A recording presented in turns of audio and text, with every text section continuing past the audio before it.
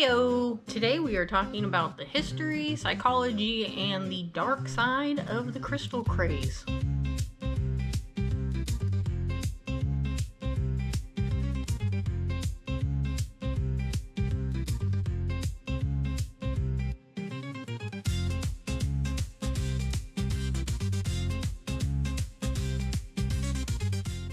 The use of crystals has almost been around since the dawn of time. The word crystal itself comes from the Greek word kristallo, which means ice rock or rock crystal, because they believed it was eternally frozen water. Sumerians in Mesopotamia 4000 BC were among the first cultures to use crystals in magic, healing, art, and for deity depictions. Some of their most popular stones were lapis lazuli, serpentine, carnelian, and alabaster for elaborate inlays and sculptures, jewelry, and important cylinder seals. They believed that the gems held divine power for protection, spiritual guidance, and health. Around 3100 BC, ancient Egyptians used crystals for amulets, burials. They gave divine protection, health, prosperity, and even aided the soul's journey to the afterlife. Galena and malachite,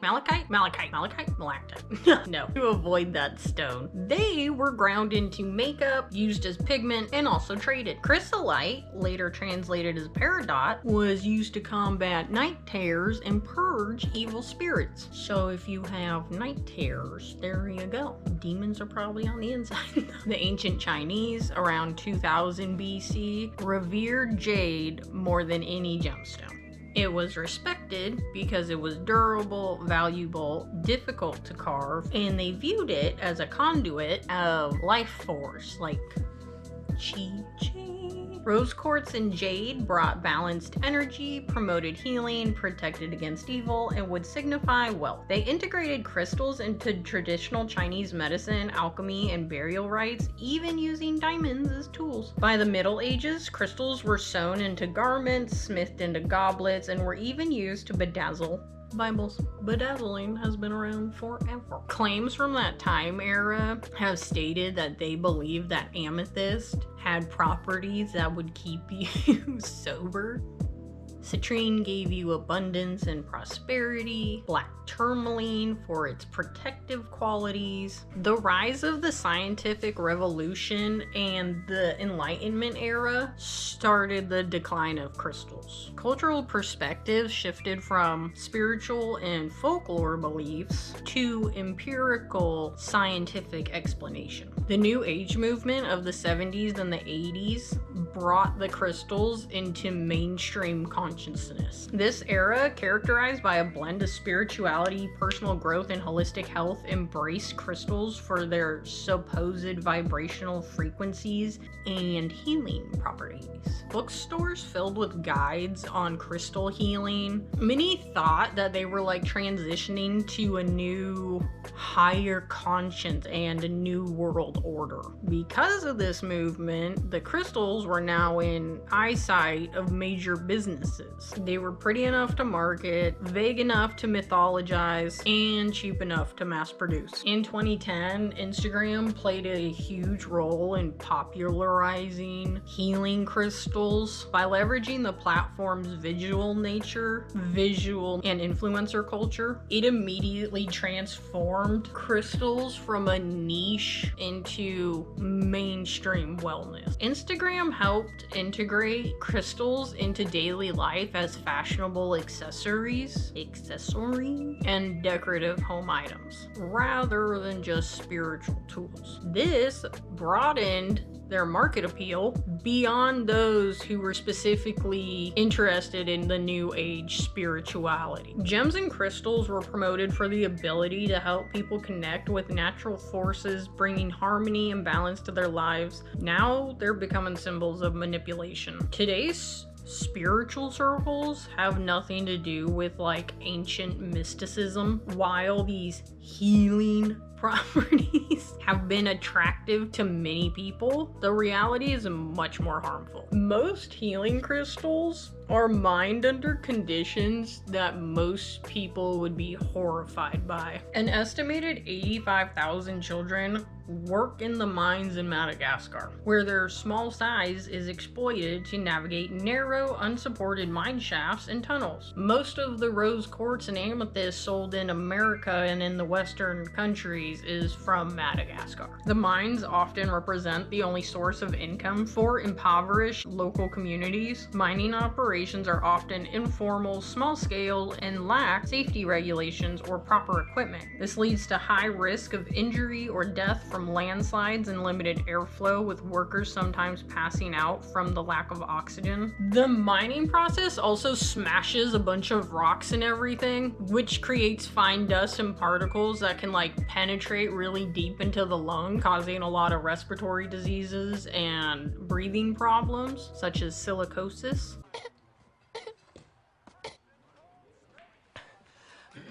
I think I'm getting the black lung, Bob. The crystals that are found by these workers are often sold for pennies, while their value dramatically increases once they reach the end of the supply chain in high-income countries. Some supply chains are so opaque that even vendors can't tell you where they're getting them from or who suffered for them. Child labor occurs in Brazil's mining sector, particularly in small-scale and illegal gold mines, garimpos, I just learned that word, which often involve these open pit operations. This work is actually considered one of the most extreme forms of child labor due to all the chemical exposure that's happening. They are often exposed to highly toxic substances like lead and most notably mercury, which is used to separate gold from sediment. Mercury poisoning can cause some serious permanent damage to your organs, the nervous system, and impaired development. Dirty and dangerous conditions combined with heavy loads and long hours of work contribute to a vicious circle that increases the risk of accidents and diseases and denies children opportunities to develop into healthy adults. Brazil and Madagascar are just a couple of the countries exploiting children. You have Burkina Faso, Colombia, Cote d'Ivoire. My brain wants to say it like a Jamaican, like Cote d'Ivory. Ecuador, Ghana, Mali, Mongolia, Nicaragua, Pakistan, Philippines, Senegal, Tanzania, and Togo. Now, crystals are inherently photogenic, from dazzling amethyst geodes to colorful crystal grids. This aesthetic appeal encourages users and influencers to share images and videos, making the practice highly visible and aspirational. Most of what you see on Instagram and TikTok is not sourced with intentions. It's not handpicked, and it's not even blessed by some voodoo witch doctor. They're sourced from industrial mines, tumbled in bulk, labeled with personality traits, and resold at 1,000% markup to people who think they're buying enlightenment. Instagram facilitates direct-to-consumer sales, with many suppliers and small businesses selling crystals through posts, stories, and even live stream videos. This allows sellers to build personal connections with buyers and creates a sense of urgency, mimicking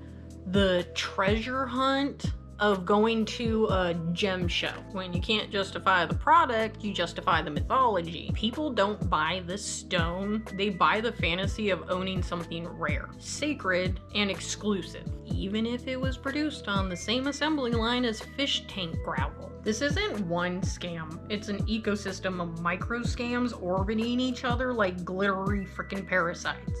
It's a community built on a delusional belief that keeps reminding you, you are broken, but we can fix you for $88. The entire economy thrives on unresolved trauma. The more pain someone's in, the more products they're offered. The more confused someone feels, the more guidance they're being sold. In modern spirituality, they sell you dependency. And people listen. People listen. The industry is engineered to look harmless. From the outside, it looks wholesome and empowering. But the empowerment stops the second that shopping cart shows up. Get it. Yeah, the second that shopping cart shows up, empowerment out. It's branding. It's pushing consumerism. The real product is not the stone. It's the insecurity they convinced you to maintain. Now, not all people fall for crystals because they're stupid. I'm kidding. They fall for them because they're hurting. And the industry knows exactly how to weaponize it. We're living in a time where therapy is expensive, community is scarce, and emotions are overwhelming. People need comfort, guidance, and a sense of control. Enter the illusion of an easy answer. Crystals don't promise transformation, they promise simplicity. Your fear becomes a frequency problem. Your heart becomes a blockage. Your trauma becomes a cosmic alignment issue, whatever they want to say.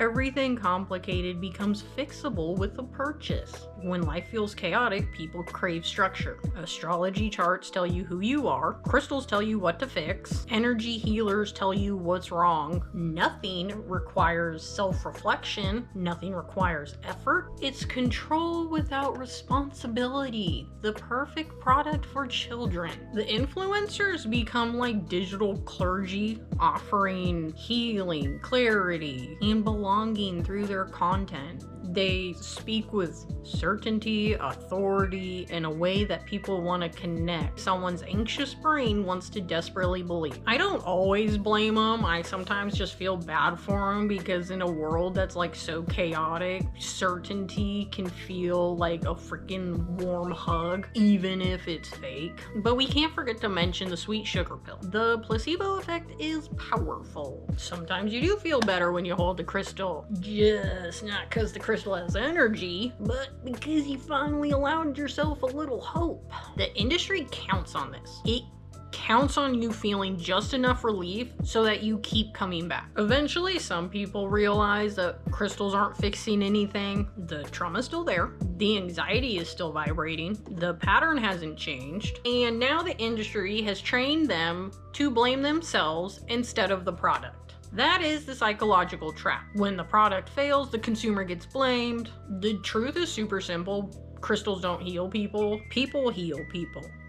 And the industry knows if you find that out, you won't need them anymore. People tend to think crystals are harmless because, like, what's the worst that can happen? I spent $50 on a crystal, no big deal. But the reality actually gets a lot darker. In 2011, a self-proclaimed spiritual guru in Sedona, James Arthur Ray, was convicted of 3 counts of negligent homicide for the deaths of 3 followers during a disastrous spiritual warrior sweat lodge ceremony in October of 2009. He convinced his followers that dehydration was a spiritual cleansing tool. The trial concluded in 2011, convicting Ray for recklessly causing deaths during his intensive retreat. Amy Carlson, the leader of Love Has One cult, who was referred to by her followers as Mother God, incorporated crystals into her group's practices and merchandise.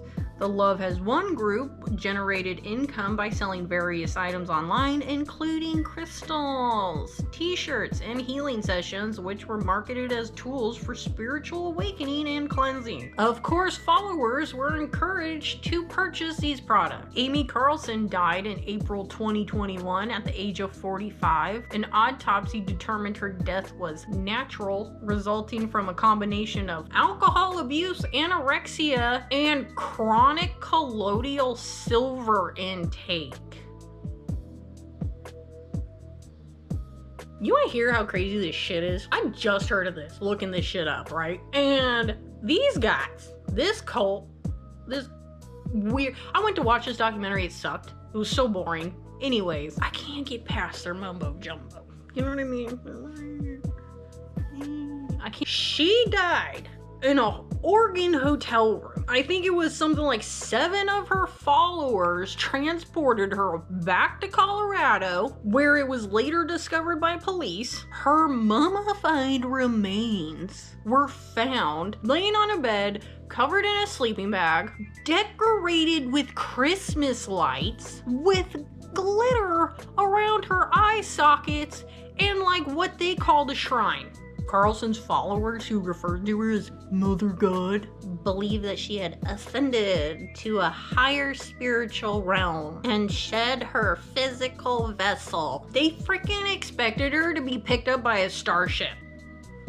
All I'm saying, these people believed in crystals and their powers too. You know what I mean? That's all I'm saying. Gwyneth Paltrow's goop business, I just don't like her.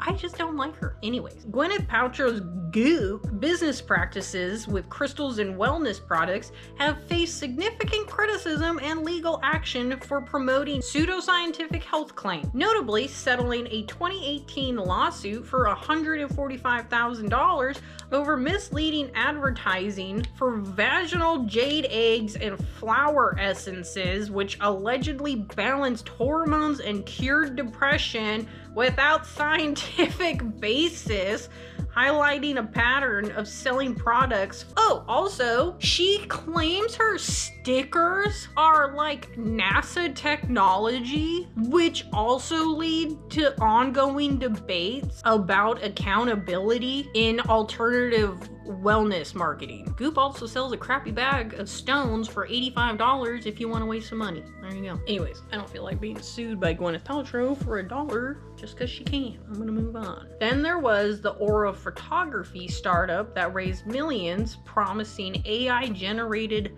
soul reports. The founder used investor money for luxury cars, vacations, and a house in Malibu. The Aura scans were made with a $30 filter app. These cases are the unfortunate outcome of an industry built on unregulated claims, emotional vulnerability, and the promises of supernatural solutions. When you tell someone a rock can fix their life, someone else is going to take that lie a little further, and someone vulnerable is always going to believe them. At the end of the day, none of this is about rocks, rituals, or moon cycles. It's about preying on vulnerability. It's about people searching for meaning in a world that feels more chaotic every year. It's about the industries that learned how to monetize that chaos by selling guidance without responsibility. But the real danger isn't the scams or the fake healers or the overpriced stones. The real danger is forgetting that you already have this within you. The power they claim to be selling is already inside of you. When you hand your agency to an object, a symbol, or a stranger on Instagram, you're not practicing spirituality. You're practicing dependency, and dependency is the lifeblood to every scam. If a rock makes you feel grounded, that's fine. If journaling calms your mind, good. If rituals help keep you consistent, keep them. But don't confuse comfort with power. Don't confuse distraction with healing. And definitely do not confuse consumerism with enlightenment. Healing comes from community. Growth comes from your self-awareness. Strength comes from facing your life, not outsourcing it or blaming it on the stars. The spiritual wellness industry tells you you're broken so they can sell you completion. You are not broken, you are not unaligned, and you are not waiting to be fixed. You just need courage to trust yourself. If you need a source of magic, you already have one. It's you. I hope you enjoyed this meeting. I'll be seeing you at the next one. Bye.